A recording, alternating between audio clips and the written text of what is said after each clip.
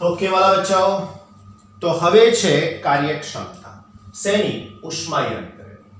तो સૌથી પહેલા શબ્દ સમજાવો છે ઉષ્માયંત્ર શું છે। ઉષ્માયંત્ર એટલે વાલા બચ્ચાઓ તમે જે વ્હીકલ ચલાવો છો એ લેટેસ્ટ વર્ઝન છે, એના પહેલાનું વર્ઝન, એના પહેલાનું જે આવિષ્કાર હતો શરૂઆતમાં એને ઉષ્માયંત્ર કહીએ છીએ। તો આવું ઉષ્માયંત્ર શું છે એ આપણે સમજવાની વાત છે। આવું ઉષ્માયંત્ર શું છે એને આપણે સમજવાની વાત છે। તો સૌથી પહેલા ઉષ્માયંત્ર એ કોઈ એક વિભાગમાંથી ઉષ્મા ઉર્જાનું શોષણ કરશે, એ શોષાયેલી ઉષ્મા ઉર્જાનું કાર્યમાં રૂપાંતરણ કરશે અને બાકીની ઉર્જાને એ પોતે ઠારણ વ્યવસ્થામાં છોડી દેશે। આવું ઉષ્માયંત્ર છે। હું એનો ડાયાગ્રામ તમને સમજાવવાની કોશિશ કરું તો આપણી પાસે આવું એક નળાકાર પાત્ર છે। આ નળાકારની અંદર ઘર્ષણ રહિત રીતે ખસી શકે એવો આ એક પિસ્ટન છે।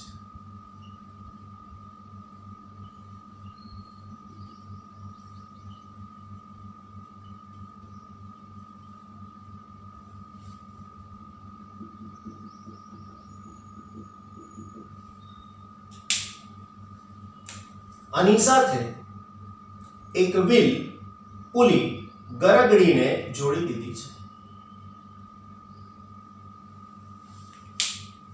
આ આપણું ઉષ્માયંત્ર થયું। આ ઉષ્માયંત્ર અહીંયાથી ઉષ્મા ઉર્જાનું શોષણ કરશે।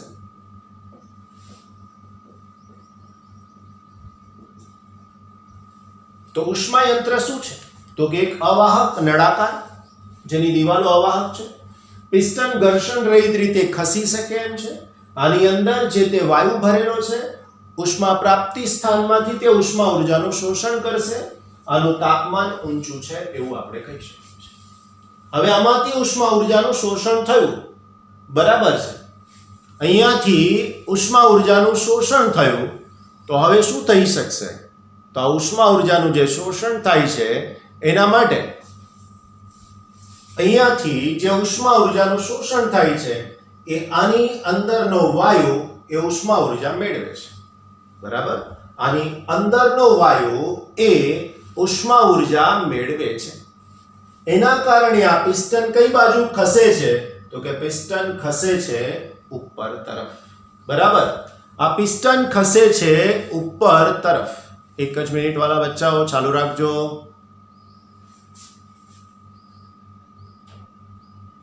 બોલો સાહેબ। हेलो हाँ बोलो। साढ़ा नौ में 10 मिनिट बाकी હોય તો લેક્ચર પૂરો કરજો એટલે મને બી એડ કરતા 10 મિનિટ થશે। સારું, બરાબર છે, એટલે હું 11 વાગે લગીને ખેંચી લઉં પછી। સારું। હા ચાલો।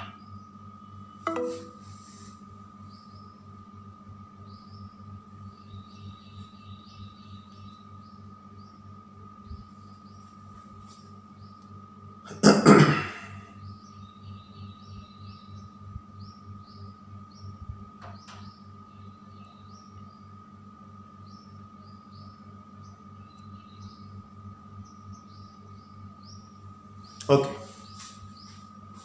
હવે અહીંયા ઘડી આપણી પાસે અહીંયાથી ઉષ્મા ઉર્જાનું શોષણ થયું, તંત્ર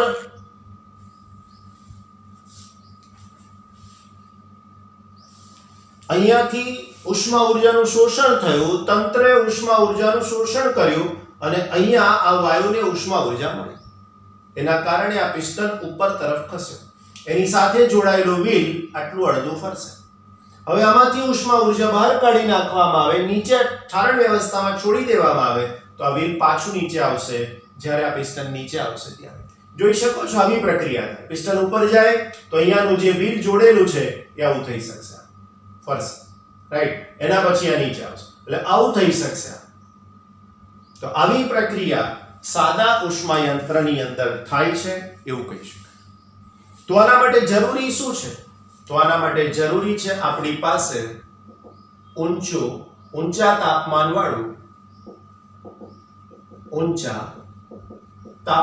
વાળું ઉષ્મા પ્રાપ્તિ સ્થાન।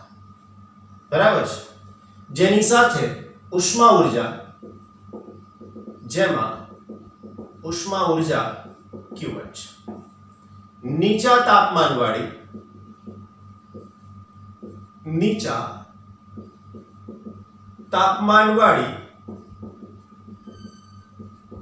ઠારણ વ્યવસ્થા, જેની ઉષ્મા ઉર્જા Q2 છે. હવે આનો બ્લોક ડાયાગ્રામ બનાવો. બ્લોક ડાયાગ્રામ એટલે આ વાસ્તવિક પિક્ચર થયું. બ્લોક ડાયાગ્રામનો મતલબ માત્ર રેખાકૃતિ. અહીંયા વચ્ચે આ વાયુ છે, એને આપણે કહી શકીએ કાર્યકારી પદાર્થ, આને કહી શકાય કાર્યકારી પદાર્થ. આની આ બાજુએ ઊંચું તાપમાન, ઉષ્મા ઉર્જા Q1. અહીંયા આવશે નીચું તાપમાન, ઉષ્મા ઉર્જા Q2, અને અહીંયા આ કાર્ય આપશે. રાઈટ? થાય છે શું આ પ્રક્રિયાની અંદર? તો કે કાર્યકારી પદાર્થ ઊંચા તાપમાને ઉષ્મા ઉર્જાનું શોષણ કરે છે, જે Q1 જેટલી છે, જે અમુક ઉર્જા વાપરે છે કાર્યમાં અને બાકીની ઉષ્મા ઉર્જા છોડી દે છે ઠારણ વ્યવસ્થાની અંદર. એનો મતલબ કે તમારું વ્હીકલ 1 લીટરની અંદર જો 40 કિલોમીટરની એવરેજ આવતું હોય તો એની અંદર અહીંયાથી ઉષ્મા ઉર્જાનું શોષણ થયું 100 જેટલું, 40 અહીંયા મળ્યું, બાકીનું 60 અહીંયા છોડી દીધું, કારણ એની કાર્યક્ષમતા 40 છે માટે. તો આ પ્રમાણે એ ઉષ્મા યંત્ર કાર્ય કરે છે એમ કહેવાય. તો આ ઉષ્મા યંત્રની કાર્ય પદ્ધતિ થઈ ગઈ. હવે એની કાર્યક્ષમતાનું સૂત્ર શું થાય? તો કાર્યક્ષમતા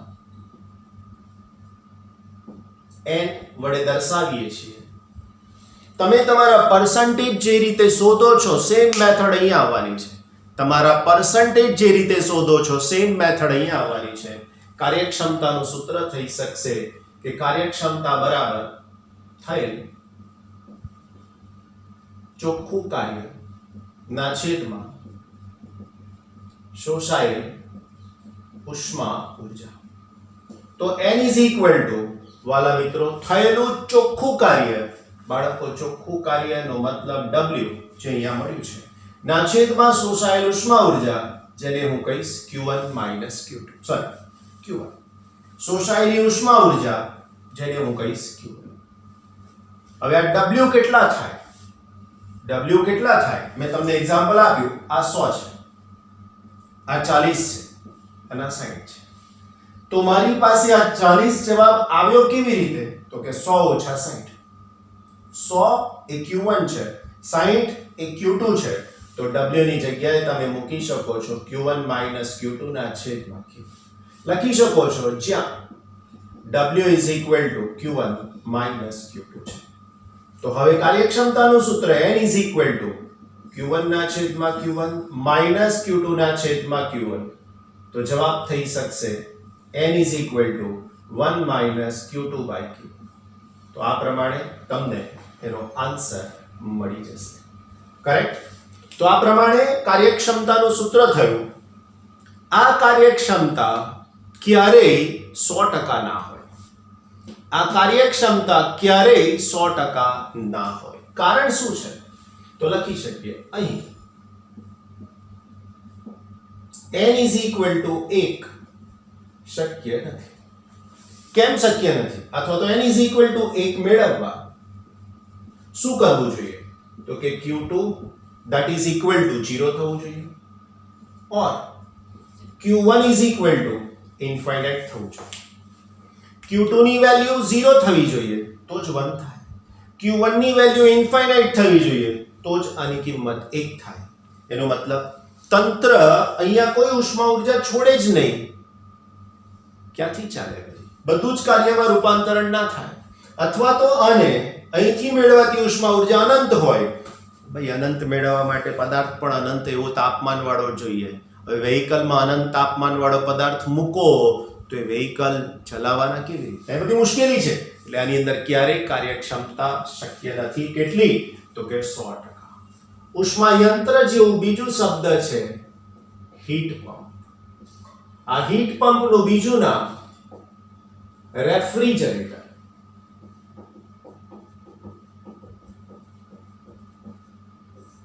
હીટ પંપનું બીજું નામ છે રેફ્રિજરેટર.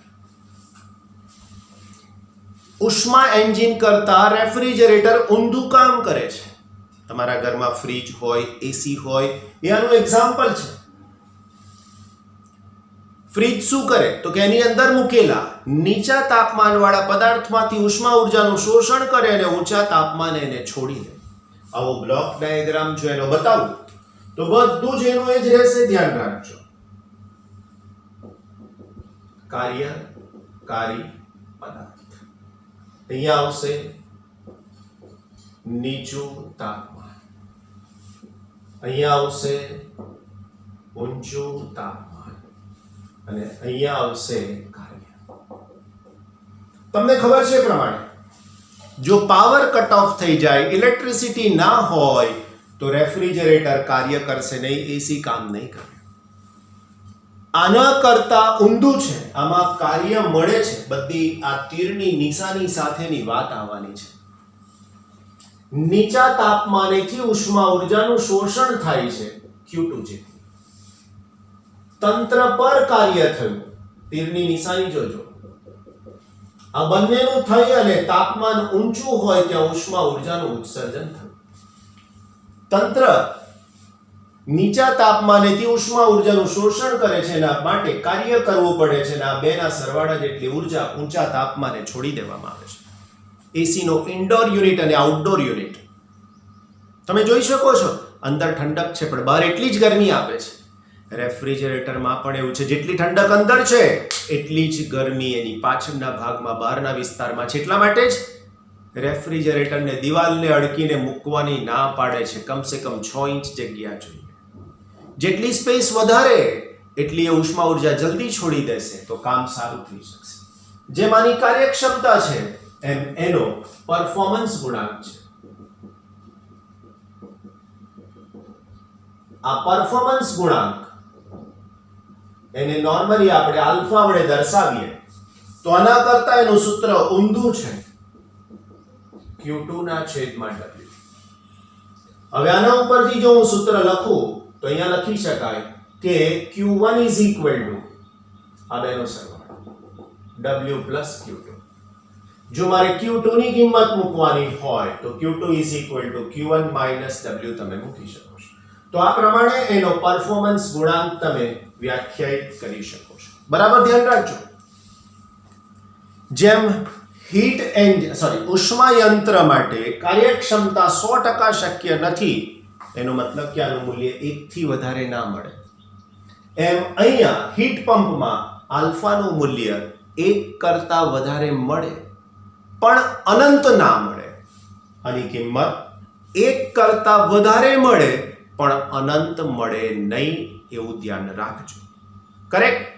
તો આ સમજૂતી થઈ બે અગત્યના પોઈન્ટ્સની, ઉષ્મા યંત્ર અને રેફ્રિજરેટર.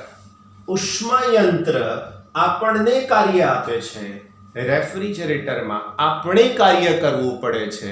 આપણે કાર્ય એટલે તંત્ર પર કાર્ય થાય છે, અહીંયા તંત્ર વડે કાર્ય થાય છે એવું આપણે કહી શકીએ છીએ. આની સાથે સંકળાયેલા થર્મોડાયનેમિક્સના બીજા નિયમની જો વાત કરું તો શું થાય? થર્મોડાયનેમિક્સના બીજા નિયમના બે કથન છે, એક મેક્સ પ્લેન્ક અને બીજું કેલ્વિન. આ ના હોય એ પહેલું કથન છે અને અહીંયા આ ના હોય એ બીજું કથન છે. કેટલું સરળ થઈ જાય આકૃતિને તમે સમજી લો તો.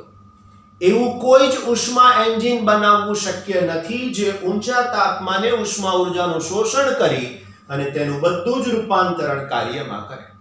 That's it. એવું કોઈ જ ઉષ્મા યંત્ર બનાવવું શક્ય નથી કે જે નીચા તાપમાને ઉષ્મા ઉર્જાનું શોષણ કરી કોઈ પણ પ્રકારના કાર્ય વગર એનું રૂપાંતરણ ઊંચા તાપમાને કરી શકે અથવા ઉષ્મા ઉર્જાને ઊંચા તાપમાને છોડી શકે. વન્સ મોર, થર્મોડાયનેમિક્સનો બીજો નિયમ એ તમારી કાર્યક્ષમતા પર મર્યાદા લાવે છે. શું કહે છે? તો કે જે ઉષ્મા યંત્ર ઊંચા તાપમાને ઉષ્મા ઉર્જાનું શોષણ કરે એ તંત્ર બધું જ કાર્યમાં વાપરી શકતો નથી, કારણ એને થોડી ઘણી ઉષ્મા ઉર્જા નીચા તાપમાને છોડવી પડે છે. રાઈટ? તો આ શક્ય નથી. એવું અહીંયા કહે છે કે એવું કોઈ જ ઉષ્મા યંત્ર બનાવવું શક્ય નથી કે જે નીચા તાપમાને આપમેળે ઉષ્મા ઉર્જાનું શોષણ કરી અને એને ઊંચા તાપમાને મુક્ત કરે. પાવર કટ ઓફ થઈ ગયો હોય ને એસી ચાલુ હોય, ભાઈ ઇન્વર્ટર ના હોય હો તમારી ઘરે, એવું ધ્યાન રાખજો. પાછા લાઇટ કટ ઓફ છે, અહીંયાથી બંધ થઈ ગયું છે કાર્ય, અને ફ્રીજ ચાલુ રહે, તો એ વાત શક્ય બનતી નથી. કરેક્ટ? તો આ બધી જ સમજૂતી થર્મોડાયનેમિક્સના બીજા નિયમ સુધીની તમારી ટેક્સ્ટ બુકમાંથી વાત કરીએ તો અરાઉન્ડ આપણે ટોપિક નંબર 12.11 સુધી કમ્પ્લીટ કર્યું છે. ટોપિક નંબર 12.11 સુધી. રાઈટ? તો આ પ્રમાણે સમજૂતી તમારી ક્લિયર થઈ. આ થિયરીમાં જસ્ટ બાકી રહ્યું છે આપણે જેની અંદર માત્ર એક કારનો એન્જિન સમજાવવાનું છે, જેને કાર્નોટ એન્જિન પણ કહીએ છીએ. સાથે સાથે પ્રતિવર્તી અને અપ્રતિવર્તી પ્રક્રિયા પણ સમજાવવાનું છે. તો આપણી પાસેનો જે પહેલો ટોપિક છે એની અંદર સમજવાનો ટ્રાય કરીએ પ્રતિવર્તી પ્રક્રિયા, અને બીજો શબ્દ છે અપ્રતિવર્તી પ્રક્રિયા. રાઈટ? તો નામ એવા ગુણ છે. પ્રતિવર્તી એટલે રિવર્સિબલ, અપ્રતિવર્તી ઇરરિવર્સિબલ. પ્રતિવર્તી રિવર્સિબલ, અપ્રતિવર્તી ઇરરિવર્સિબલ. ગુજરાતીમાં સમજાય એવું છે કે જે પ્રક્રિયાને તમે ફરીથી એના એ જ માર્ગ પર પાછી મૂળ સ્થિતિમાં લાવી શકો તો તેને તમે પ્રતિવર્તી પ્રક્રિયા કહી શકો છો. જો તમે એને મૂળ માર્ગે પાછી ન લાવી શકો તો તેને તમે અપ્રતિવર્તી પ્રક્રિયા કહી શકો છો. તો પ્રતિવર્તી અને અપ્રતિવર્તી ડિફરન્સ સમજાયો હશે. બંનેને એના એક્ઝામ્પલ સાથે સમજાવવાની કોશિશ કરીએ. ઓલરેડી સમજી ચૂક્યા છીએ, નામ આપવાના બાકી છે. તમને થશે સર સમજી ચૂક્યા છીએ? જી હા. યાદ કરો, ક્વાસાઈ સ્ટેટિક અવસ્થા, બરાબર છે? ક્વાસાઈ સ્ટેટિક સ્ટેબલ પ્રોસેસ. તો એની અંદર કીધું હતું કે જે પ્રક્રિયા એક ભાગમાંથી બીજા સ્થાન પર બીજી અવસ્થામાં જાય ત્યાંથી એને તમે મૂળ અવસ્થામાં પાછી લાવો અને એમાં બહુ જ નાના સૂક્ષ્મ ફેરફારો થાય અને અંતે તંત્ર ફરીથી પાછું એની મૂળ સ્થિતિમાં પાછું મળી જાય, તો આવી પ્રક્રિયાને તમે નાના તબક્કામાં કરી છે અને એ પ્રક્રિયા પાછી મળે છે તો ત્યાં નામ આપ્યું હતું ક્વાઝી સ્ટેબલ સ્ટેટ અથવા તો અર્ધ તટસ્થ અવસ્થા. અહીંયા નામ આપ્યું છે પ્રતિવર્તી પ્રક્રિયા. કોઈ એક તંત્રનું કદ અડધું કરવાની પ્રક્રિયા છે, એટલે P1, V1 અને T1. કદ અડધું કરવાની પ્રક્રિયાની અંદર તમે અહીંયા આવશો એટલે P2, V1/2 અને T2. હવે આની આ જ પ્રક્રિયા ફરીથી પાછા તમે મૂળ સ્થાન પર પાછી લઈ જવા માંગો છો તંત્રને, અહીંથી અહીંયા. હવે આને ખસેડતા તમે બહુ જ સૂક્ષ્મ સ્ટેપમાં 1000, 2000, 5000 સ્ટેપમાં આખી પ્રક્રિયા કરો. અહીંથી અહીંયા લાવો, ફરીથી પાછા એના એ જ 5000 નાના સૂક્ષ્મ સ્ટેપ, અને દરેક વખતે તંત્રને તમે સંતુલનમાં રાખો છો, એવું કહો છો તો આવી જે પ્રક્રિયા થાય એને રિવર્સિબલ કહે છે. કેમ? તો કે પહેલી અવસ્થા સંતુલિત હતી, અંતિમ પણ સંતુલિત જ મળે છે. આવી પ્રક્રિયાને નામ આપી શકાય છે પ્રતિવર્તી પ્રક્રિયા. તો અપ્રતિવર્તીમાં શું થશે? તો અપ્રતિવર્તી પ્રક્રિયા અહીંયા ઝડપી થશે. પ્રક્રિયા તો એની એ જ છે, P1 V1 અને T1. અહીંયા પિસ્ટનને તમે લાવો છો ઝડપથી એટલે P1 V1/2 અને અહીંયા છે, પરંતુ આ સંતુલિત નથી. પાછા તમે એની મૂળ સ્થિતિમાં લઈ જાઓ તો પાછું સંતુલન મળશે નહીં. બરાબર છે? પાછું સંતુલન મળશે નહીં.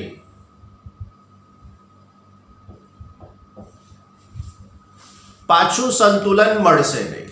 આ પાછું સંતુલન જે ના મળે એની સાથેની આપણે જો ચર્ચા કરીએ તો આવી પ્રક્રિયાને નામ આપી શકીએ છીએ અપ્રતિવર્તી પ્રક્રિયા. આવી પ્રક્રિયાને નામ આપી શકીએ છીએ અપ્રતિવર્તી પ્રક્રિયા. ક્લિયર?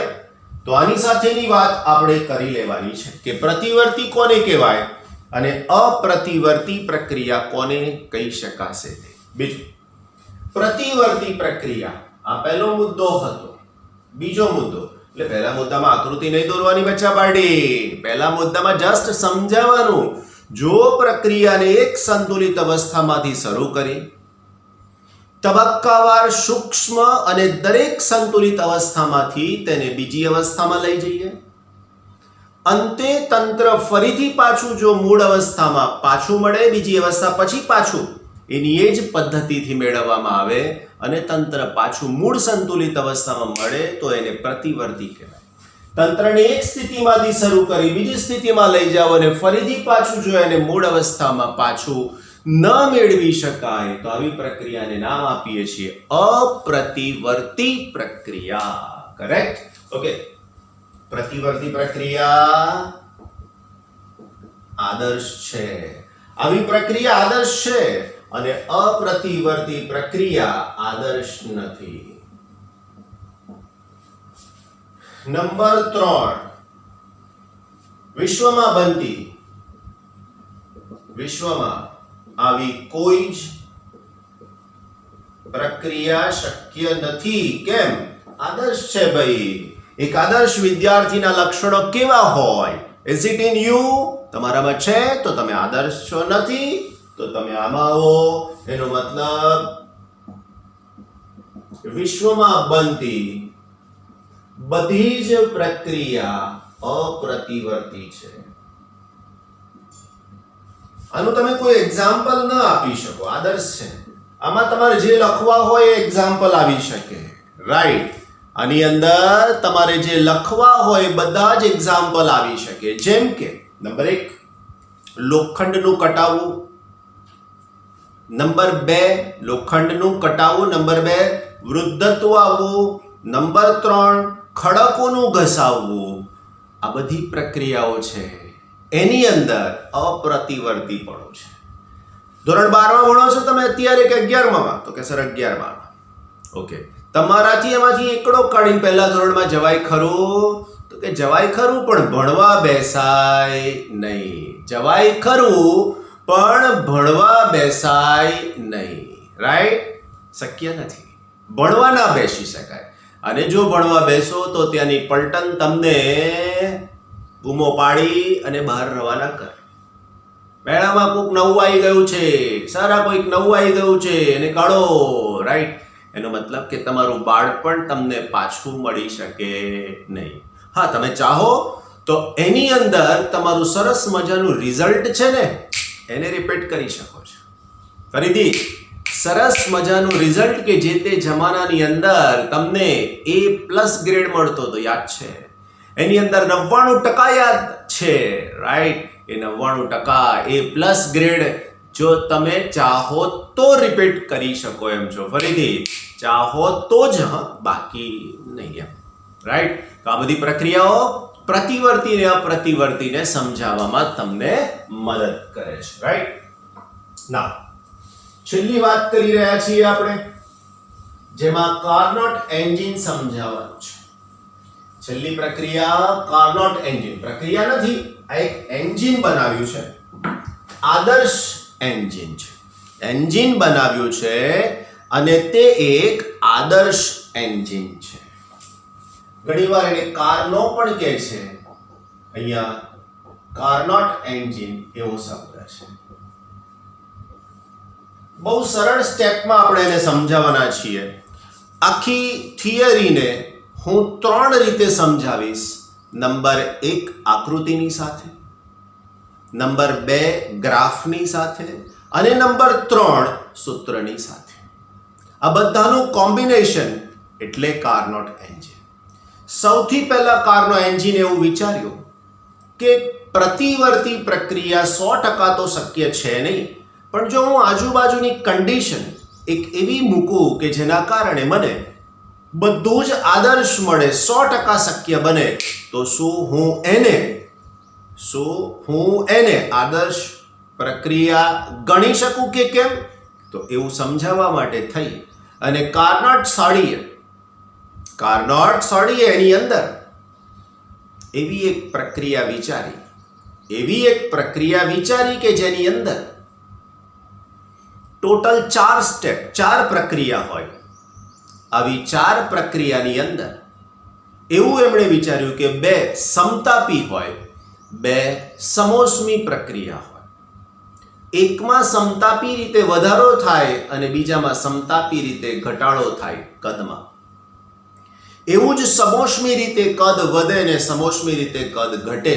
અને જો તંત્ર પાછું મૂળ અવસ્થામાં આવી જાય આદર્શ પરિસ્થિતિને અનુલક્ષીને, તો આવી પ્રક્રિયાને નામ આપવામાં આવે છે કાર્નો એન્જિન. તો કાર્નો એન્જિનમાં શું છે? તો ટોટલ 4, 2 સમતાપી, 2 સમોષ્મી. આદર્શ પ્રતિવર્તી પ્રક્રિયા પર આધારિત આ ઉષ્માયંત્ર બનેલું છે. તો કાર્નો એન્જિનમાં કુલ 4 પ્રક્રિયા, 2 સમતાપી, 2 સમોષ્મી, પ્રતિવર્તી ચક્રીય પ્રક્રિયા પર આધારિત કાર્ય કરતું યંત્ર, એનું નામ છે કાર્નો એન્જિન. તો આ કાર્નો એન્જિનની વ્યાખ્યા થઈ ગઈ, રાઈટ? આ કાર્નો એન્જિનની વ્યાખ્યા થઈ ગઈ કે કાર્નો એન્જિન છે શું મારા વાલા બચ્ચાઓ? તો 2 સમતાપી, 2 સમતાપી, 2 સમોષ્મી, પ્રતિવર્તી અને ચક્રીય પ્રક્રિયા પર આધારિત ઉષ્મા એન્જિન છે. હવે એનું કન્સ્ટ્રક્શન શું છે? એના કન્સ્ટ્રક્શનમાં શું છે? તો વાલા બચ્ચાઓ, એના કન્સ્ટ્રક્શનની અંદર સૌથી પહેલા આપણી પાસે આવી રીતનું એક નળાકાર પાત્ર છે. આ નળાકાર પાત્રની દિવાલો અવાહક છે, તળિયું સુવાહક છે. ઘર્ષણ રહિત રીતે સરકી શકે તેવો એક પિસ્ટન છે. આ એન્જિનનો જે મેઇન પાર્ટ છે એનું વર્ણન થયું. આની અંદર કાર્યકારી પદાર્થ તરીકે આદર્શ વાયુ ભરવામાં આવે છે. કાર્યકારી પદાર્થ તરીકે આદર્શ વાયુ ભરવામાં આવે છે. એના પછી અહીંયા 3 પ્રકારના ઉષ્માની સાથે રિલેટેડ ભાગને કન્સિડર કરવામાં આવે છે. 3 પ્રકારના. નંબર 1 ઊંચા તાપમાનવાળું ઉષ્મા પ્રાપ્તિ સ્થાન. નંબર 2 નીચા તાપમાનવાળી ઠારણ વ્યવસ્થા. નંબર 3 અવાહક સ્ટેન્ડ. તો મારી પાસે 3 પ્રકારના આવા સ્ટેન્ડ છે અથવા તો ઉષ્મા પ્રાપ્તિ સ્થાન છે એવું કહી શકું. એક છે અવાહક સ્ટેન્ડ, રાઈટ? નંબર 2 છે ઊંચું તાપમાન એટલે ઉષ્મા પ્રાપ્તિ સ્થાન. એના પછી નંબર 3 છે નીચું તાપમાન, જેને ઠારણ વ્યવસ્થા કહેવાય. આ ઊંચા તાપમાનને કહેવાય ઉષ્મા પ્રાપ્તિ સ્થાન કહેવાય. આને કહેવાય ઠારણ વ્યવસ્થા, જેમાં ઉષ્મા ઉર્જા છોડી દેવાની છે. ક્લિયર? તો 3 ભાગમાં મેં વહેંચવાનું તમને કીધું. નંબર 1 આકૃતિથી, નંબર 2 આલેખથી અને નંબર 3 સૂત્રોની મદદથી. આલેખ જે ડ્રો કરવાનો છે આપણે, તેમાં બેઝિકલી જે આલેખ છે તે P P વિરુદ્ધ V નો છે. દબાણ P વિરુદ્ધ કદ V નો આલેખ છે આપણી પાસે. આ પહેલી અવસ્થામાં તંત્રનું દબાણ P1, કદ V1 અને તાપમાન T1 છે. હાલમાં એને આપણે અવાહક સ્ટેન્ડ પર મૂક્યું છે.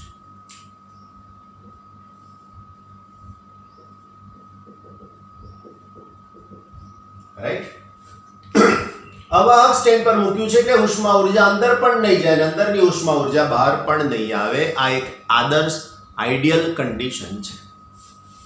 હવે આ સ્થિતિને જો હું આલેખમાં દર્શાવવા માંગુ તો મને અહીંયા પહેલી અવસ્થા મળી શકશે જેને હું કહીશ A અને આના યામ થઈ શકશે P1, V1 અને T1.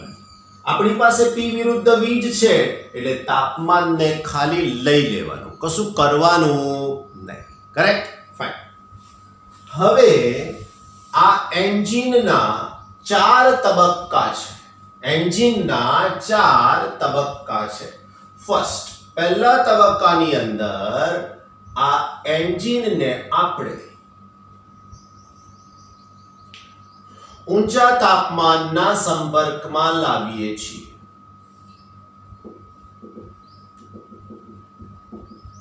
ઊંચા તાપમાનના સંપર્કમાં લાવીએ છીએ.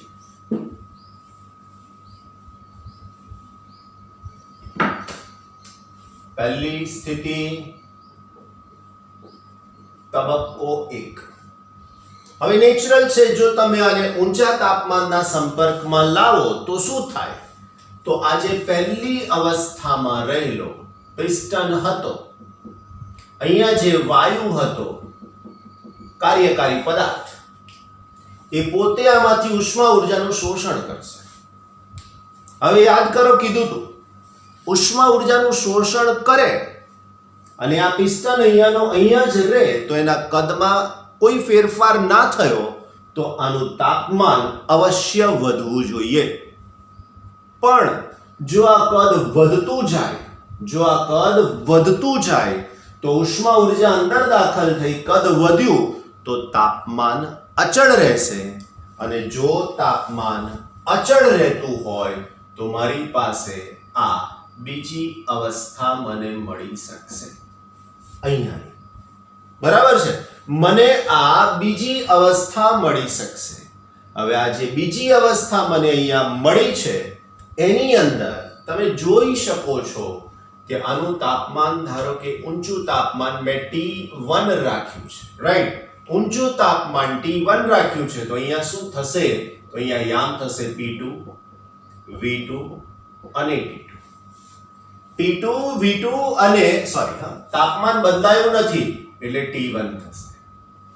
ફરીથી એકવાર, તાપમાન અચળ રહ્યું છે. કેમ? કારણ શું થયું? તો કે કદ વધ્યું, ને કદ વધે એટલે દબાણ તરત જ બદલાય. તો તબક્કો 1 એની અંદર શું થાય છે? તો કે સમતાપી વિસ્તરણ થયું. કદ વધ્યું, સમતાપી વિસ્તરણ થયું છે એવું કહી શકાશે. બરાબર? ઓકે. હવે સમતાપી વિસ્તરણની અંદર શું થઈ શકે? તો સમતાપી વિસ્તરણ માટે આપણે આવું વિચારી શકીએ, કાર્યનું સૂત્ર. સમતાપી વિસ્તરણ માટે કાર્યનું સૂત્ર W1 Q1 that is equal to mu RT1. હમણાં જ તમને કીધું કે સૂત્રો વાંચી લો. જેણે વાંચ્યા એને તરત જ ખબર પડવા માંડી. રાઈટ? તો mu RT1 એની સાથે ln V2 by V1, સમીકરણ નંબર 1. V2 અંતિમ કદ, V1 પ્રારંભિક કદ. આટલું થયું. આ આકૃતિ, આ સૂત્ર. હવે જઈએ આલેખની અંદર. સમતાપી પ્રક્રિયાનો આલેખ કેવો દોરીએ છીએ? તો વાલા બચ્ચાઓ, સમતાપી પ્રક્રિયાનો આલેખ આપણે આવો દોરીએ છીએ. તો અહીંયા બી અવસ્થા થઈ અને આ બી અવસ્થાના યામ જો મને લખવા હોય તો P2, V2, T1 આ પ્રક્રિયાને લખવી હોય તો સમતાપી પ્રક્રિયા. કરેક્ટ? તો આ કામ થઈ ગયું આપણું સમતાપી વિસ્તરણનું. હવે બરાબર સમજજો આના પછી શું કરવા માંગીએ છીએ. તો વાલા બચ્ચાઓ, આના પછી અહીંયા એક અવાહક સ્ટેન્ડ પાછું જે હતું તે અવાહક સ્ટેન્ડ મૂકી દઈએ છે. હવે શું થાય? તો હવે જે થશે તમને સમજાવું છું ભાઈ, બરાબર કે નહીં? તો આની સાથે અવાહક સ્ટેન્ડ, પિસ્ટન અહીંયા હતો, આની અંદર કાર્યકારી પદાર્થ છે, આદર્શ વાયુ છે, ધ્યાન રાખજો. અવાહક સ્ટેન્ડ, અવાહક સ્ટેન્ડ એટલે ના તો ઉષ્મા આપશે કે ના તો ઉષ્મા પોતે આપી દેશે. એટલે ધેટ મીન્સ તંત્રમાંથી ઉષ્મા બહાર નહીં જાય ને બહારની ઉષ્મા અંદર નહીં જાય. કયા પ્રકારની પ્રક્રિયા તબક્કા 2 ની અંદર? તો નંબર 2, તબક્કો 2. પ્રક્રિયા કઈ થશે? તો કે સમોષ્મી, અને એની સાથે સાથે તંત્રના કદમાં વધારો થવાનો છે એટલે નામ આપીશું વિસ્તરણ. તો સમોષ્મી વિસ્તરણ, રાઈટ? હવે પ્રશ્ન થાય કે સર સમોષ્મી વિસ્તરણમાં કેમ કદ વધ્યું, ઉષ્મા ઉર્જા ના મળી, અહીંયા મળી અને કદ વધ્યું, અહીંયા ઉષ્મા ઉર્જા ના મળી અને કદ વધવાનું કારણ શું? તો ખબર છે તમને, લખાઈને એવું એક્ઝામ્પલ તમને આપું, સમજો. આ ભાગની અંદર ઊંચું તાપમાન, તો અહીંયાથી ઉષ્મા ઉર્જા અંદર જતી હતી, કન્ટિન્યુઅસલી આમ, અને આના કદમાં વધારો થતો હતો. એનો મતલબ કે ઉષ્મા ઉર્જા ધીમે ધીમે આગળ વધતી હતી. હવે એકદમ તમે આને ખસેડી લીધું અને આ વર્ક સ્ટેન્ડ મૂકી દીધું, એટલે અહીંયા પ્રક્રિયા ઉષ્મા ઉર્જા અંદર જવાની બંધ થઈ ગઈ. જો આ ઉષ્મા ઉર્જા અંદર જવાની બંધ થઈ, now what? હવે શું થાય? તો કે હવે આ અંદર જવાની જે પ્રક્રિયા બંધ થઈ ગઈ, પણ અહીંયા પહોંચેલી ઉષ્મા ઉર્જાને તો ખબર નથી કે બંધ થઈ ગઈ, એટલે એ પણ ધીમે આગળ વધશે અને એક સ્થિતિ એવી બનશે કે જેની અંદર પિસ્ટન સહેજ ઊંચે ખસશે, આટલો જ. અને આ સહેજ ઊંચે ખસશે એટલે સ્થિતિમાં દબાણ P3, કદ V3 અને તાપમાન T2 મળશે. હવે આ પ્રક્રિયાને એક ઉદાહરણથી સમજાવવા માંગુ તો તમને તરત જ સમજાઈ જશે. જેમ કે તમે એક જગ્યાએ વચ્ચે ઊભા છો, આ બાજુથી કોઈક વસ્તુ સપ્લાય થઈ રહી છે અને આ બાજુ એ વસ્તુને તમારે પાસ કરવાની છે. કન્ટિન્યુઅસલી 20-25 વખત આવું થાય છે. આમથી લીધું, નામ આપી દીધું, આમથી લીધું, નામ આપી દીધું, આમથી લીધું, નામ આપી દીધું.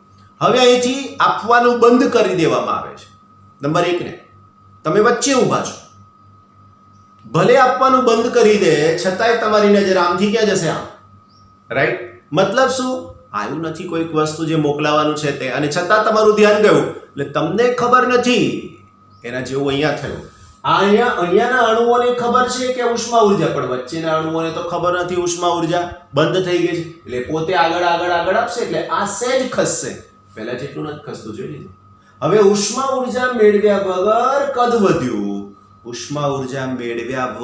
કદ વધ્યું, એટલે પેલું ગેસનું બર્નર બંધ કરી દો અને તમે એની અંદર પાણી એડ કરો પાત્રમાં, તો શું થાય? તાપમાનમાં ઘટાડો થાય, અને એ તાપમાનના ઘટાડાને તમે T2 વડે દર્શાવ્યો છે. આલેખમાં લઈ જાઓ તો પ્રક્રિયા આવી રીતે થાય. યાદ કરો, આલેખ સમજાયો છે તમને, C આલેખ. તો અહીંયા થયું એના યામમાં P3, V3 અને T2, રાઈટ? પ્રક્રિયાનું નામ સમોષ્મી. ઓકે વાલા બચ્ચાઓ, સમોષ્મી પ્રક્રિયા માટે આપણી પાસે સૂત્ર કયું છે? તો સમોષ્મી પ્રક્રિયામાં કાર્યનું સૂત્ર સાબિત કર્યું છે, કાર્ય W. ઓકે, આ 1 થી 2 સુધી. હવે મારે આવશે 2 to 3 સુધીનું. W23 એટલે આ 1 પહેલી અવસ્થા, રાઈટ? આ બીજી અવસ્થા, આ ત્રીજી અવસ્થા. પહેલામાં કાર્ય 1 થી 2 માટેનું, બીજામાં કાર્ય 2 થી 3 માટેનું. તો 2 to 3 યાદ કરો સૂત્રને, μr T1 - T2 upon gamma -1, સમીકરણ નંબર 2, રાઈટ? તો આ પ્રકારે સમોષ્મી પ્રક્રિયામાં કાર્ય, આ સૂત્ર હું મારી રીતે લાવ્યો નથી ભાઈ, આ સૂત્ર આપણે લાસ્ટ લેક્ચરમાં સમોષ્મી પ્રક્રિયા માટે સાબિત કરી દીધું છે, એવું ધ્યાન રાખજો. કરેક્ટ? ઓકે, નાઉ એના પછી છે નંબર 3, તબક્કો પણ 3. શું હશે એ તમને ખબર નથી, તો આગળ વધવા માટે થઈ અને એન્જિનને ડ્રો કરી દઈએ વાલા મિત્રો. ચાલો, આ એન્જિન બિલકુલ ડ્રો કરી દીધો. ફાઇન. એની નીચે હવે આપણે મૂકી રહ્યા છીએ નીચું તાપમાન. વાલા મિત્રો, આનાથી બિલકુલ ઊંધી પ્રક્રિયા. અહીંયા શું થતું હતું? આમાંથી ઉષ્મા ઉર્જા આને મળતી હતી. હવે શું થશે? તંત્રમાંથી ઉષ્મા ઉર્જા આને મળશે. મતલબ નીચું તાપમાન કેટલું છે? તો કે T2 છે. રાઈટ. પિસ્ટનની પહેલી અવસ્થા આ છે. હવે જો તંત્રમાંથી ઉષ્મા ઉર્જા બહાર નીકળવા માંડે, એનો મતલબ અહીંયા તાપમાન અચળ રાખવાનું છે, તો તે વખતે એના કદમાં ઘટાડો થશે. રાઈટ. અને આવી એક પરિસ્થિતિ મળશે જેના યામ થશે P3 માંથી P4, V4 અને તાપમાન T2. ફરીથી એકવાર, તંત્ર ઉષ્મા ઉર્જા ગુમાવે છે. તંત્ર ઉષ્મા ઉર્જાનું ઉત્સર્જન કરી નાખે છે, બહાર નીકળી જાય. એટલે આ કદ જે છે એની અંદર ઘટાડો થયો. ઘટાડો એટલા માટે થયો કે આપણે તાપમાન અચળ રાખવું છે, તો આમાંથી ઉષ્મા ઉર્જા બહાર નીકળી ગઈ, તો કદ V4, દબાણ P4 અને તાપમાન T2 મળી ગયું. અહીંયાનું તાપમાન T2, આ પણ T2, T1 અને T1, તો પ્રક્રિયા સમતાપી. કદ વધ્યું એટલે વિસ્તરણ કીધું. આની અંદર કદ ઘટે છે. કદ ઘટે છે તો આ કહીશું સમતાપી પ્રક્રિયા. પણ એની અંદર કદ ઘટ્યું એટલે સમતાપી સંકોચન એવું કહી શકો છો. સમતાપી સંકોચન. અને યામ તમે અહીંયા લખી શકો છો સમતાપી વિસ્તરણમાં, કે ક્યાંથી ક્યાં? તો કે P1 V1 T1 થી P2 V2 T1. સમજાઈ ગયું? આની અંદર P2 V2 T1 થી P3 V3 T2. આની અંદર P3 V3 T2 થી P4 V4 અને T2. રાઈટ. ફાઇન. સમતાપી પ્રક્રિયા થઈ તો કાર્યનું સૂત્ર હું આ જ લખીશ. કાર્યનું સૂત્ર આ જ લખીશ. પણ તમે જોઈ શકો છો વાલા મિત્રો, પહેલા કદ વધારે હતું, પછી કદ ઓછું છે. પહેલા કદ વધારે હતું, પછી કદ ઓછું છે. જો કદ વધે તો કાર્ય ધન, જો કદ ઘટે તો કાર્ય ઋણ. તંત્ર ઉષ્મા ઉર્જાનું શોષણ કરે તો એ ઉષ્મા પ્લસ અને એનું કાર્ય પણ પ્લસ. જો તંત્ર ઉષ્મા ઉર્જાનું ઉત્સર્જન કરે તો એ ઉષ્મા ઉર્જા ઋણ અને કાર્ય પણ ઋણ. રાઈટ. તો આ પ્રમાણે આપણને મળશે આની અંદર તબક્કાની અંદર W324 that is equal to mu r. આની અંદર શું આવી શકશે હવે? તો આની mu r t આ સૂત્ર છે. mu r t2 ln. અંતિમ કદ છે V4, રાઈટ, અને પ્રારંભિક કદ છે V3. આની આગળ આવશે માઈનસ નિશાની. આની આગળ આવશે માઈનસ નિશાની. આ માઈનસ નિશાની શું કહેવા માંગે છે?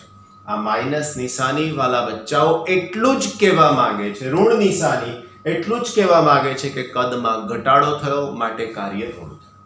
લોગના નિયમોને બિલકુલ તમને ખબર છે એ પ્રમાણે આનો સ્ક્રીનશોટ જોઈએ તો લઈ લેજો, કારણ કે લોગના નિયમો તમને ખબર ના હોય તો એના માટે આવું સૂત્ર છે. ln x raised to n is equal to n ln x. આ ઘાતને તમે આગળ પણ લખી શકો છો, આનાથી ઊંધું પણ લખી શકાય. n ln x that is equal to ln x raised to n.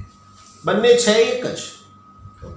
હવે મારી પાસે ધારો કે આવું હોય માઈનસ ln x માઈનસ તો આને હું લખી શકું it is equal to -1 ln x.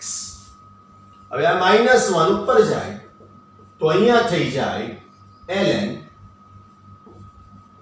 x rays to -1. હવે ધારો કે મારી પાસે આવું છે -ln a upon b. હવે હું આ ડાયરેક્ટ આવું લખું તો ln a upon b raise to -1. પણ તમને ખબર છે કે આ -1 ઘાતને મારે કાઢી નાખવી હોય તો ln b by a લખવું પડે. ગણિત છે આવું કે x upon y raise to -1 તો y upon x લખી શકાય. બરાબર? આ ગણિત છે ભાઈ, સાદામાં સાદું ગણિત છે.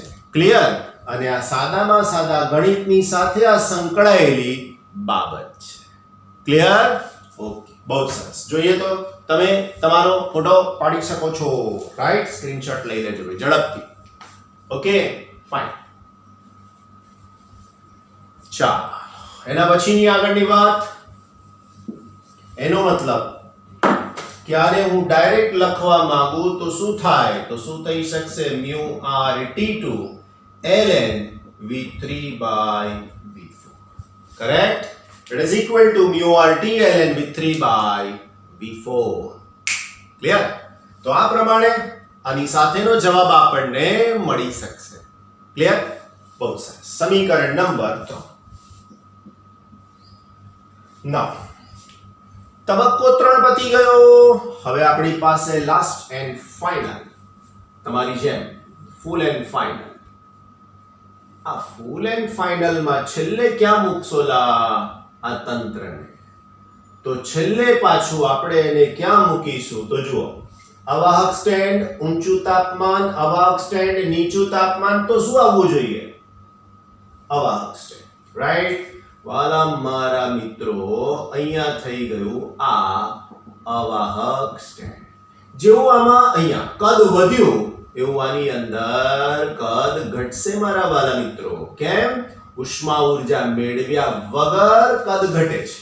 આમાં ઉષ્મા ઊર્જા મેળવ્યા વગર કદ વધ્યું તો તાપમાન ઘટ્યું. આમાં ઉષ્મા ઊર્જા ગુમાવ્યા વગર કદ ઘટ્યું તો તાપમાન વધ્યું. એનો મતલબ P1 V1 T1. આના જેવું થઈ ગયું મિત્રો, એકદમ બહુ સરળ. સરસ. બસ, તો આપણી પાસે આ કારનો એન્જિનની ચક્રીય પ્રક્રિયા પૂરી થઈ ગઈ અને નામ આપી શકીએ સમોષ્મી પ્રક્રિયા. ઓકે, તબક્કા નંબર 4. તબક્કો 4 શું છે? તબક્કા 4 ની અંદર તો કીધું આની અંદર છે સમોષ્મી સંકોચન. ક્યાંથી ક્યાં લઈ ગયા ભાઈ તમે એને? ઓ ભાઈ મિત્રો, ક્યાંથી ક્યાં લઈ ગયા? તો એને લઈ ગયા આપણે P4 V4 T2 થી P1 V1 T1. Right? Fine. પાછું કાર્યની વાત આવશે. W ક્યાંથી ક્યાં સુધી? તો કે 4 to 1. વાલા બાળકો, આના જેવું જ સૂત્ર mu r t1 minus t2 upon gamma minus 1. પણ તમે જોઈ શકો છો કે કદ ઘટ્યું છે. કદ ઘટે તો એ કાર્ય ઋણ કહેવાય. એટલે આ કાર્ય ઋણ મળશે, આ કાર્ય ધન મળશે. આ કાર્ય ધન મળશે જ્યારે આ કાર્ય ઋણ મળશે. અહીંયા પણ ધન હતું, અહીંયા પણ ઋણ થઈ ગયું. ભાઈ વાલા મિત્રો, તો આ એક સિસ્ટમ આખી કમ્પ્લીટ થઈ. આકૃતિ, આલેખ અને આ. નાઉ ટેલ મી, આની અંદર કઈ જગ્યાએ મેં એવું કીધું કે તમારે આટલું ગોખી નાખવાનું?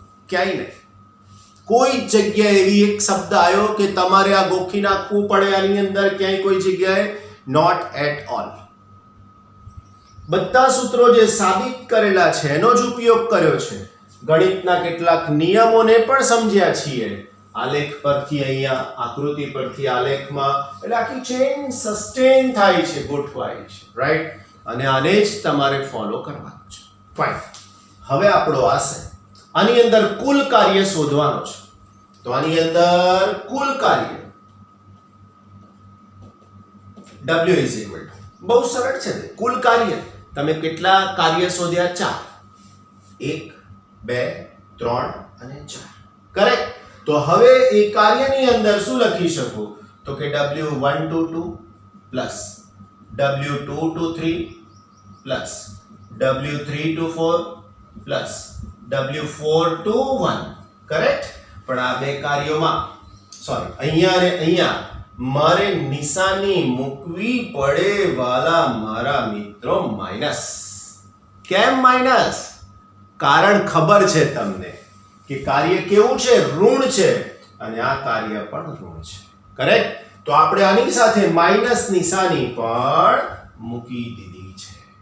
હવે તો આ બે કાર્યો એક પ્લસ અને એક માઈનસ એક્ઝેક્ટ સરખા થઈ ગયા. જોઈ લો mu r t1 minus t2 upon gamma minus 1 mu r t1 minus t2 gamma minus 1 cancel થઈ જશે. આ બે કાર્યો કેન્સલ થઈ જશે. તો મારી પાસે આ જ બે પદ વધવાના છે, એક આ પદ અને એક આ પદ. તો હવે મારી પાસે કુલ કાર્યનું સૂત્ર શું થાય?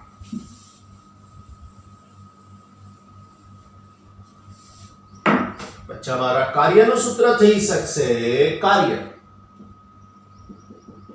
W is equal to W12 ની જગ્યાએ સૂત્ર લખી શકું mu r t1 ln v2 by v1 minus આની અંદર લખી શકું સોરી અહીંયા minus mu r t2 ln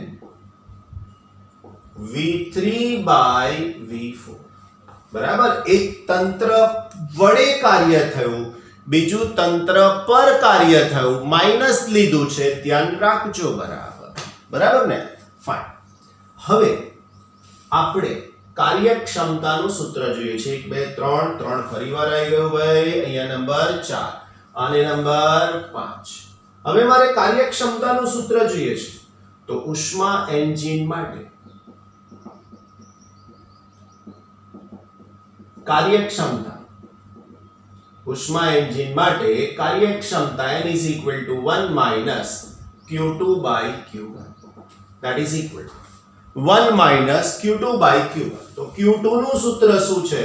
તો q2 એટલે આ જે છે ટોટલ કાર્ય પણ તમે લખી શકો છો 1 minus q2 by q1. તો તમે આને q1 કીધું છે જો રાઈટ, અને આને તમે q2 કહી શકો છો. આ એનું સૂત્ર છે. આની સાથે આને કોઈ લેવા દેવા નથી ભાઈ, સમજી લેજો. બરાબર. તો અહીંયા તમે લખી શકો છો mu sorry 1 minus mu r t1 ln v2 by v1 divided by અહીંયા આવશે mu r t2 ln v3 by v4. આવું કંઈક થશે. બોલો.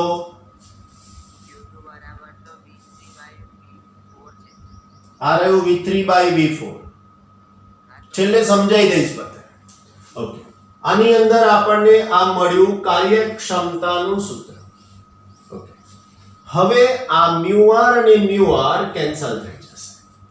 મારો આશય આ બે પદને કેન્સલ કરવાનો છે. થાય છે કે કેમ ચેક કરવું છે. હવે એ કેન્સલ કરવા માટે થઈ અથવા ચેક કરવું છે કે કેન્સલ થાય છે કે કેમ, સમોષ્મી પ્રક્રિયાનો આપણે ઉપયોગ કરીએ. સમોષ્મી પ્રક્રિયા માટે t v raised to gamma minus 1 બરાબર અચળ. આવું સૂત્ર છે. t v raised to gamma minus 1 બરાબર આવું સૂત્ર છે. હવે આ સમોષ્મી પ્રક્રિયા છે. તો 2 to 3 પ્રક્રિયા માટે 2 થી 3 તો અહીંયા થશે t1 v2 raised to gamma minus that is equal to t2 v3 raised to gamma minus 1. હવે હું આને t1 by t2 that is equal to t1 by t2 that is equal to v3 by v4 raised to gamma minus 1 આવું લખી શકું. સમીકરણ number 5 અને સમીકરણ number 6 અને નંબર 7 આની જેમ જ હવે 4 થી 1 ની પ્રક્રિયા માટે, રાઈટ. હવે 4 થી 1 ની પ્રક્રિયામાં 4 ના યામ શું હતા? તો 4 ના યામ હતા p4 v4 t2, રાઈટ, સમતાપી હતું. તો હવે એની અંદર આ સૂત્ર લખું તો 4 થી 1 એટલે મારે લખવું પડશે t2 v4 raise to gamma minus 1, આનો જ યુઝ કરી રહ્યા છે. ધેટ ઇઝ ઇક્વલ ટુ અહીંયા આવશે t1 અને v1 raise to gamma minus 1. આની જેમ મારે t1 બાય t2 જોઈએ છે, તો t1 બાય t2 આના છેદમાં લઈ લો આના, તો આને આ બાજુ લાવવું પડે, v4 by v1 raise to gamma minus 1, સમીકરણ નંબર 8. જોઈ શકો છો 7 ની ડાબી બાજુ ને 8 ની ડાબી બાજુ સમાન છે. સમીકરણ 7 અને 8 ને સરખાવતા, ડાબી બાજુ સરખી છે તો જમણી બાજુને સરખાવો, તો v3 by v4 raise to gamma minus 1, તો અહીંયા થશે v4 by v1 raise to gamma minus 1. બંનેની ઘાત ગામા માઈનસ 1 જ છે, બંનેની ઘાત ગામા માઈનસ 1 જ છે, તો એ ઘાત નીકળી જાય તો હવે મને સૂત્ર આવું મળે v3 by v4 that is equal to v4 by v1. પણ મને જોઈએ છે v2 બાય v1, તો સોરી v4 મેં બે વખત લઈ લીધા. હવે મારી પાસે અહીંયા ક્યાં ભૂલ પડી, t1 બાય t2, તો v2 ક્યાં આવશે? v4 ની જગ્યાએ અહીંયા, કરેક્ટ. તો અહીંયા v2 આવશે, તો ઓકે ધેટ્સ ઇટ. તો અહીંયા v3 બાય v2 થઈ જશે, રાઈટ. એવું અહીંયા પણ v2 થઈ જશે. જોઈ લઈએ હવે v2 બાય v1 જોઈએ છે તો હું આને ઉપર લઈ જાઉં, એવું v3 બાય v4 જોઈએ છે તો હું આને આ બાજુ લઈ આવીશ.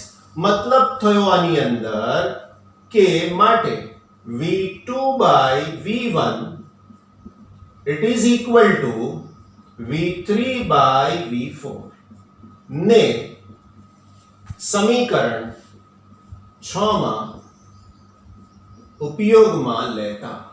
હવે જો તમે આનો ઉપયોગ સમીકરણ 6 માં કરો તો શું થાય? જો આનો ઉપયોગ તમે સમીકરણ 6 માં કરો તો અહીંયા સૂત્ર થઈ જશે n is equal to 1 minus વાલા બચ્ચાઓ આ બંને સમાન થઈ ગયા તો log વાળું પદ કેન્સલ થઈ જાય, તો અહીંયા લખી શકો છો t1 ln v2 by v1 divided by t2 ln v3 by v4, right. આ કેન્સલ થઈ જાય તો આના જવાબમાં શું થઈ શકશે? તો આના જવાબની અંદર થઈ શકશે આપણી પાસે that is n is equal to 1 minus t1 by t2, that's all. તો આ પ્રમાણેનો આન્સર આપણને અહીંયા મળે. હવે આ પ્રમાણેના આન્સર માટે હું શું કહી શકું તમને? તો અહીંયા આ એન્જિનની કાર્યક્ષમતાનું સૂત્ર થયું આ. હવે તમે આટલું જે કંઈ મેં લખ્યું છે એનો એક પીક લઈ લો. કારણ એવું છે કે અહીંયા હજુ મારે થોડુંક સમજાવવાનું છે, અને પછીની થિયરી પણ આપણે કંઈક સમજવાની બાકી છે, તો આને આપણે ક્લિયરલી સમજી શકીએ. બરાબર છે? સો ઝડપથી એક પીક ફોટો જેટલો બને તેટલો ઝડપથી લઈ શકો છો. એકાદ બે મેથેમેટિકલ સ્ટેપ છૂટી જાય તો જાતે લખી લેવા ભાઈ. ચાલો આગળ વધીએ. બરાબર છે? હવે આપણો પ્રશ્ન છે કાર્યક્ષમતા n. n is equal to 1 minus t2 by t1. જો n બરાબર 1 મેળવવું છે એનો મતલબ કે n બરાબર 100% જોઈએ છે તો શું થવું જોઈએ? તો n બરાબર 100% મેળવવા માટે પહેલી શરત નંબર 1 t2 બરાબર 0 હોવું જોઈએ. t2 બરાબર 0 kelvin. Number 2 t1 is equal to infinite હોવું જોઈએ. t2 0 અથવા t1 અનંત હોવું જોઈએ. મતલબ શું? મતલબ એવું કે આ 0 તમે અહીંયા મૂકી દો તો આખું પદ 0, તો તો n is equal to 1. T1 is equal to infinite લઈ લો, સોરી અહીંયા પણ પાછો સુધારો આવશે ભાઈ, T2 બાય T1. Q2 લખ્યું તો અહીંથી જ ભૂલ હતી ભાઈ, T2 બાય T1. અહીંયા સુધારી લેજો, T2 બાય T1, અહીંયા પણ T2 બાય T1 અને અહીંયા પણ T2 બાય T1. રાઈટ, સુધારો કરી લેજો જ્યારે લખો છો ત્યારે, કારણ Q2 બાય Q1 છે અને Q2 હતું ત્યારે અહીંયાનું તાપમાન T2 હતું, Q1 હતું ત્યારે તાપમાન T1 હતું. તો એ પ્રમાણે સુધારો કરી લેજો. અહીંયા બરાબર લખ્યું છે. હવે આ T1 ઇન્ફાઇનાઇટ થઈ જાય તો આ પદ અગેન 0 થાય, તો કાર્યક્ષમતા 100% થાય. પણ એવું બહુ જ ઊંચું તાપમાન શક્ય નથી ઉષ્મા પ્રાપ્તિ સ્થાન માટે, બહુ જ નીચું તાપમાન શક્ય નથી ઠારણ વ્યવસ્થા માટે. એટલે વાસ્તવમાં કોઈ જ એન્જિનની કાર્યક્ષમતા 100% શક્ય નથી. જેમ કે વાસ્તવિક એન્જિન જ્યારે કામ કરે ત્યારે એની કાર્યક્ષમતા 80%, 90%, 95% એવી હોઈ શકે છે. તમારી પણ કાર્યક્ષમતા તમે નાના હતા ત્યારે બહુ બધી હતી.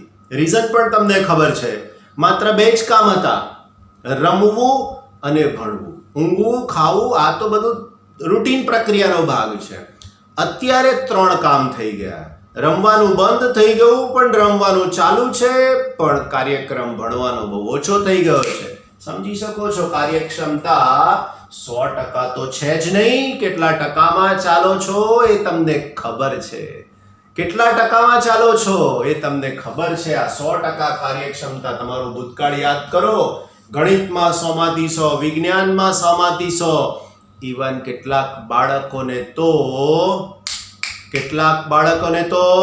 હરિદી, કેટલાક બાળકોને તો શું કહેવાય, એટલે ભાષામાં પણ 100 આવતા હતા વાલા બાળકો. બરાબર છે? Okay, fine. ચાલો, આના પછી એક નાની સરખી થિયરી છે જેમાં આપણે ઊંધું વિચારીએ છીએ. સીધું શું વિચારતા હતા કે ઊંચા તાપમાને ઉષ્મા ઉર્જાનું શોષણ કરે, કાર્યમાં વાપરે, ઠારણ વ્યવસ્થામાં આપી દે. અહીંયા એવું વિચારીએ છીએ કે ઊંચા તાપમાને અપ્રતિવર્તી પ્રક્રિયાવાળું એન્જિન ઉષ્માનું શોષણ કરે, કાર્યમાં વાપરે, અને પ્રતિવર્તી એન્જિન એ ઠંડા પદાર્થમાંથી ઉષ્માનું શોષણ કરી અને પાછું કાર્ય આપે. 2 શબ્દો છે, એક I અને બીજો R. I એટલે ઇરરિવર્સિબલ, અપ્રતિવર્તી. R નો મતલબ રિવર્સિબલ નો મતલબ પ્રતિવર્તી. I ઇરરિવર્સિબલ, R reversible. આને કાર્નોટ નો પ્રમેય પણ કહેવામાં આવે છે. ટેક્સ્ટબુકમાંથી વાંચીને જ ક્લિયરલી તમને સમજાવવા માંગુ છું. ટેક્સ્ટબુકમાંથી વાંચીને જ ક્લિયરલી તમને સમજાવવા માંગુ છું, એવું ધ્યાન રાખજો. ફાઇન. પેજ નંબર 312 પર જે સૂત્ર હમણાં મેળવ્યું છે એનાથી જ આગળની વાત છે. બીજો કોલમ, લાસ્ટ પેરેગ્રાફ છે અહીંયા આપણી પાસે. એમાં પરિણામ એ સાબિત કરવા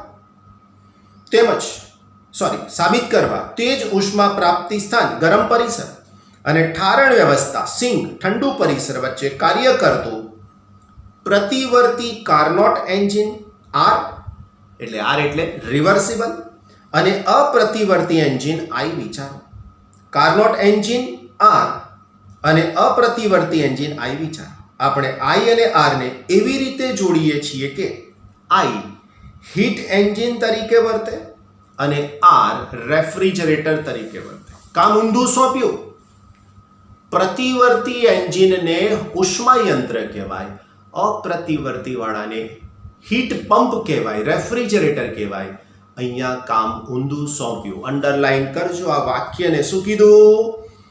R ને એવી રીતે જોડીએ છીએ કે I હીટ એન્જિન તરીકે વર્તે અને R રેફ્રિજરેટર તરીકે વર્તે છે. ધારો કે ઉષ્મા પ્રાપ્તિ સ્થાનમાંથી I Q જેટલી ઉષ્માનું શોષણ કરે છે. ધ્યાન રાખજો, અહીંયા લખ્યું છે ઉષ્મા, ઊંચી ઉષ્મા અથવા તો ઊંચું તાપમાન. રાઈટ. અહીંયા પહેલું એન્જિન છે એને I નામ આપ્યું છે. I નો મતલબ ઇરરિવર્સિબલ. શું કર્યું આમાંથી? તો કે Q1 જેટલી ઉષ્મા ઉર્જાનું શોષણ કર્યું. આમાંથી શું કર્યું? તો કે W ડેશ જેટલું કાર્ય કર્યું. અને આ છે નીચું તાપમાન. તમારું માઇન્ડ શું કહે છે કે પ્રતિવર્તી એન્જિનની કાર્યક્ષમતા વધારે હોય કે અપ્રતિવર્તી એન્જિનની? ઓબ્વિયસલી બોલી શકો છો સરજી કે પ્રતિવર્તી એન્જિનની કાર્યક્ષમતા વધારે હોય કોના કરતા? અપ્રતિવર્તી કરતા. એનો મતલબ જો I Q1 જેટલી ઉષ્મા ઉર્જા શોષે છે, W ડેશ જેટલું કાર્ય કરે છે અને ઠારણ વ્યવસ્થામાં Q1 માઇનસ W ડેશ જેટલી ઉષ્મા ઉર્જાનું ઉત્સર્જન કરે છે. Q1 માઇનસ W ડેશ જેટલી ઉષ્મા ઉર્જા છોડી દે છે. બહુ સિમ્પલ શબ્દો. ઊંચા ઉષ્મા પ્રાપ્તિ સ્થાનમાંથી Q1 ઉષ્માનું શોષણ, W ડેશ જેટલું કાર્ય, બાકીની ઉષ્મા ઉર્જા છોડી દીધી. હવે આવું કામ કોણ કરતું હતું? તો કે ઉષ્માયંત્ર. અહીંયા એ જ કામ કોને સોંપ્યું છે? I એટલે ઇરરિવર્સિબલ. I એટલે ઇરરિવર્સિબલ, અપ્રતિવર્તી. અહીંયા આપણે એને રેફ્રિજરેટર આવું કીધું છે. ક્લિયર? બહુ સરસ. નાઉ નેક્સ્ટ આગળ શું કીધું છે? ઓકે, ઉષ્મા મુક્ત કરે છે.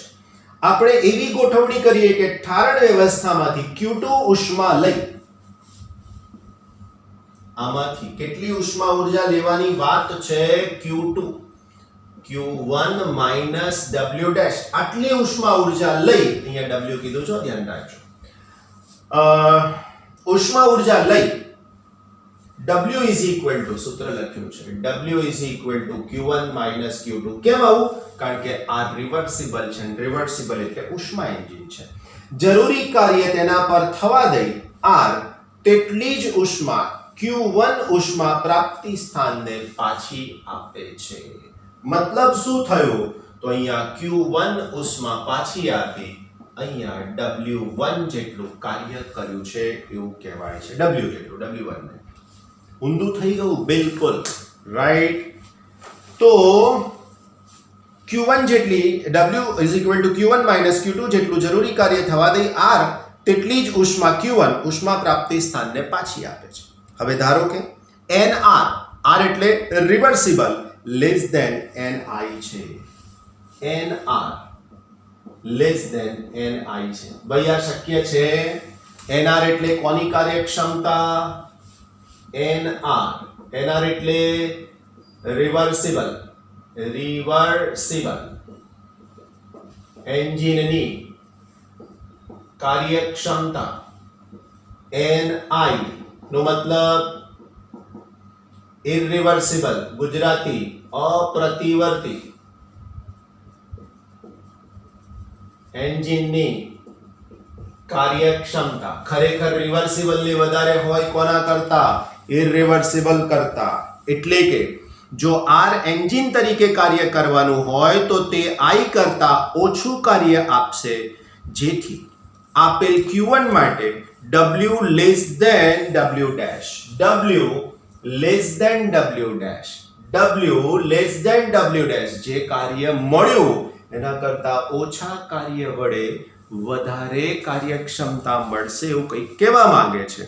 આ રેફ્રિજરેટર તરીકે કાર્ય કરતું હોવાથી પરિણામ સ્વરૂપે Q2 is equal to Q1 minus W greater than Q1 minus W dash. આના કરતા આની જે વાત છે એની અંદર Q1 minus W, ઓકે, આને પણ રિમૂવ કરીએ એટલે થોડુંક જો લખું તો તમારા માઇન્ડમાં ક્લિયર થઈ જાય. રાઈટ?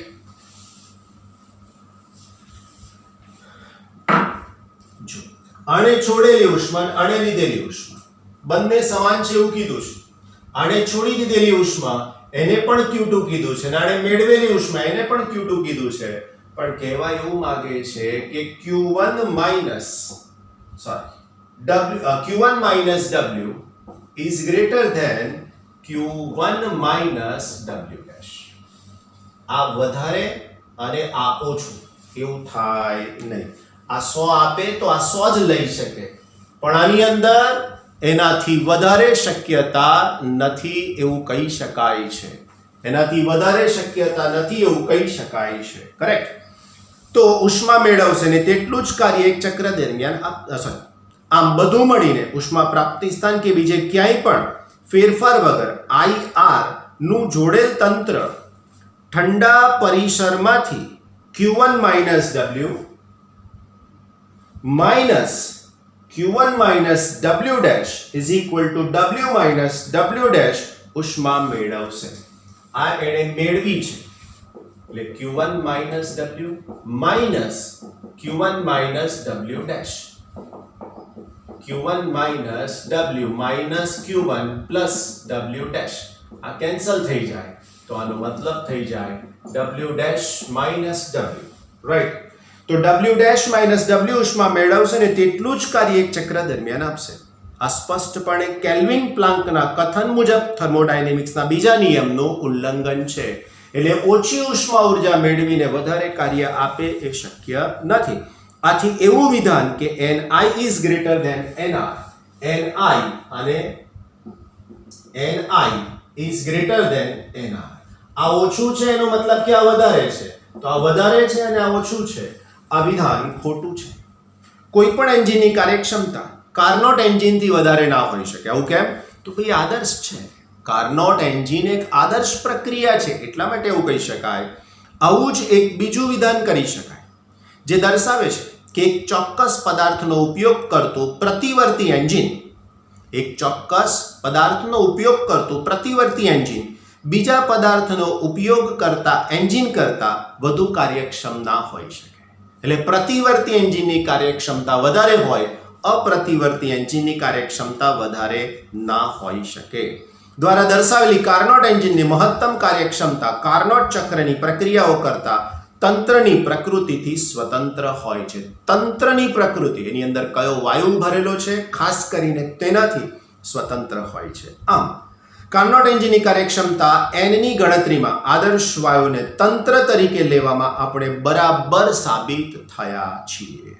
આદર્શ વાયુનું અવસ્થા સમીકરણ સરળ છે જે આપણને n ની ગણતરીમાં મદદરૂપ થાય છે, પરંતુ n નું અંતિમ પરિણામ એ કોઈ પણ કાર્નોટ એન્જિન માટે સત્ય છે. n નું કોઈ પણ પરિણામ આપણે બે સૂત્રો લખ્યા n ના 1 minus Q2 by Q1, 1 minus T2 by T1. જો હું આ બંનેને કમ્પેર કરું તો 1 minus Q2 by Q1 that is equal to 1 minus T2 by T1, 1 cancel, minus minus cancel, so Q2 by Q1 is equal to T2 by T1. Right? હવે તમારી પાસે ઊંધું લખાઈને આવે Q1 by Q2 તો અહીંયા લખાય T1 by T2, એનાથી કોઈ ફરક પડે નહીં. રાઈટ? એ તંત્રની પ્રકૃતિથી સ્વતંત્ર સમીકરણ છે. રાઈટ?